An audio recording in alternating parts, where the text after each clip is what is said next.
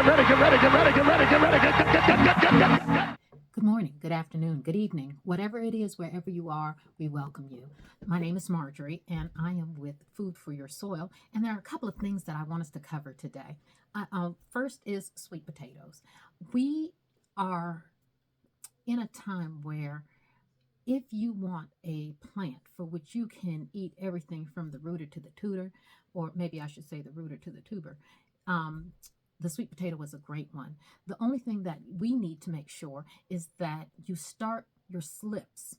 Now, I'm starting to use some terminology before I've defined it. So when we grow regular potatoes, and when I say regular, I mean like a Yukon, a red, a russet, we wait until it does what we call chipped, where it grows the little eyes that your parents used to tell you to throw it away because it was no good. I'm not sure how it worked in your family, but we threw them away. And now I hoard them because you would then take that potato, put it in the ground, and you would grow more potatoes. But with sweet potatoes, it's a little different. We start them by what we call slips.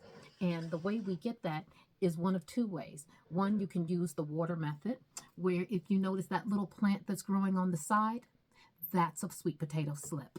What we want to do is grow about 4 to 6 inches, and then we pluck it off and then put it in water, just a cup of water. I have the water level to maybe about here, and this will continue to grow.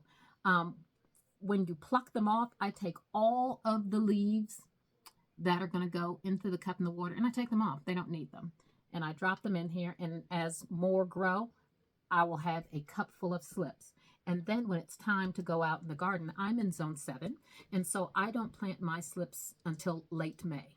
And I will do another video as to how to plant your slips in order to get wonderful sweet potatoes.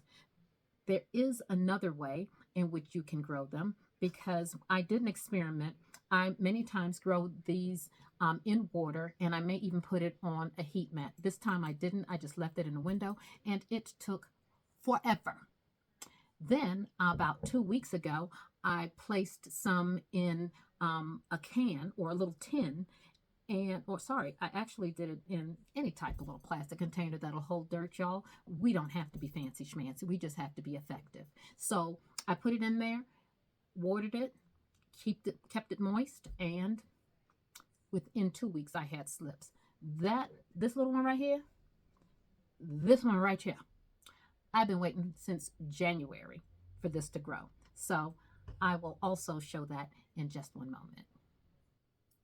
So here is the plant where all I did was put it in some soil, and I let the soil come up about halfway, and then look, y'all, it only took maybe 2 weeks for me to get all of these slips, and each one of these slips will be planted in the ground in order to grow more sweet potatoes. I would get it a little taller than this one, or right about this height, pull off all the leaves below it, and then put it in a cup of water.